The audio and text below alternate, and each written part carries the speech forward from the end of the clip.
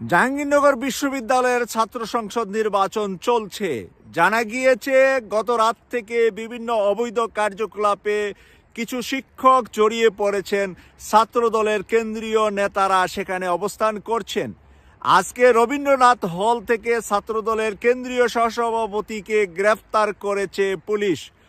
এই হলে থাকার কোনো অনুমোদন নেই। আগের থেকেই জানানো হয়েছে যে কোনো বহিরাগত কেউ জাহাঙ্গীরনগর বিশ্ববিদ্যালয়ের বাউন্ডারির ভিতরে অবস্থান করতে পারবে না। তারপরেও ছাত্রদলের কেন্দ্রীয় নেতা সেখানে অবস্থান করে গ্রেফতার হয়েছেন। এটা আমার কাছে নিন্দনীয় এবং লজ্জাজনক মনে হচ্ছে। ঢাকা বিশ্ববিদ্যালয়ে তারা অতিরঞ্জিত করে ছাত্র সমাজের কাছ থেকে কিন্তু বিতাড়িত হয়েছেন।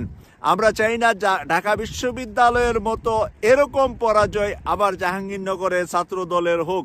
আমরা চাই ছাত্র শিবির এবং ছাত্রদল মিলে এমন একটি বিজয় আসুক যে সকল ছাত্রছাত্রীদের মাঝে যাতে করে এটা ভাগ বাটোয়ারা থাকে। আমরা এটা চাইলেও আজকে এই ছাত্র সমাজের কাছে কিন্তু ছাত্রদলের এই কাজগুলা প্রচারিত হয়ে গিয়েছে। সকল মিডিয়ার সামনে এসে ছাত্র শিবিরের ভিপি প্রার্থী আরিফ উল্লাহ এই সংবাদগুলা জানিয়েছেন।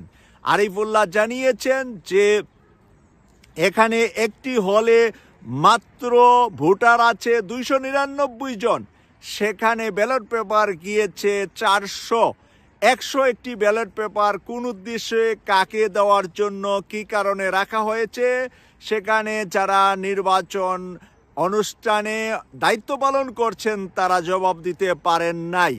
আরেকটি হলের ভিতরে দেখা যাচ্ছে যে সবাই ভোট দিয়ে যাচ্ছে, তাদের ফিঙ্গারে কোনো ব্ল্যাক চিহ্ন দেওয়া হচ্ছে না, কালি দেওয়া হচ্ছে না। তাহলে আবারও সে ঘুরে এসে ভোট দেওয়ার সুযোগ পাবে। আর 101টি ব্যালট পেপার যদি একটি হলে ধরা পড়ে তাহলে তাদের প্রত্যেকটা হলে এই রকম কার্যকলাপের মাঝে কি ঘটতে পারে জাহাঙ্গীরনগর বিশ্ববিদ্যালয়ের ফলাফল, আর এই ফলাফল নিয়ে একটি হট্টগোলও আজকে হতে পারে। কারণ এই ধরনের সংবাদগুলা মিডিয়া কর্মীকে মারধর করার মতন অবস্থা গত রাত্রে পৌঁছেছে যে এখানে মিডিয়া কর্মী রেকর্ড কেন করলো, তার ক্যামেরা নিয়ে সেটাকে ডিলিট করাতে বাধ্য করা হয়েছে। আমরা দেখেছি গোপনে সেখানে বৈঠক করেছেন ছাত্রদলের প্রাক্তন সভাপতি প্রধান নির্বাচন কমিশনারের সাথে। আর সেই বৈঠক হাতে নাতে ধরে ফেলেছেন ছাত্র শিবিরের পুরা প্যানেল গিয়ে।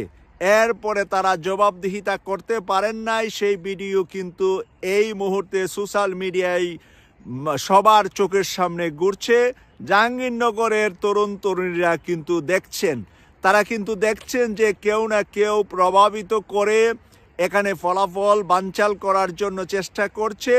ফলাফল বানচালের চেষ্টা শেখ হাসিনা করে দিল্লি গিয়েছে। এরপরে যারা ফলাফল বানচালের চেষ্টা করবে তারা কোথায় যাবে সেটা আমার জানা নাই। তবে ঢাকা বিশ্ববিদ্যালয়ে কিন্তু একটি সতর্কতা সংকেত দেওয়া হয়েছে। সেই সতর্কতা সংকেতটা মেনে চলবেন বলেই আমি মনে করি। অপরদিকে তারেক রহমান একটি বক্তব্য দিয়েছেন ঢাকা বিশ্ববিদ্যালয়ের নির্বাচনের ফলাফলের পরে। সেখানে কিন্তু তিনি উল্লেখ করেছেন যে আমি কয়েক মাস যাবৎ বলে আসছিলাম দলীয় ফোরামে যে আপনারা আগের মতন রেডিমেড বিএনপিকে মানুষ ভোট দিয়ে দিবে মনে করবেন না। মানুষ মুখ ফিরিয়ে নিলে কিন্তু আর কোনো রাস্তা খুঁজে পাবেন না।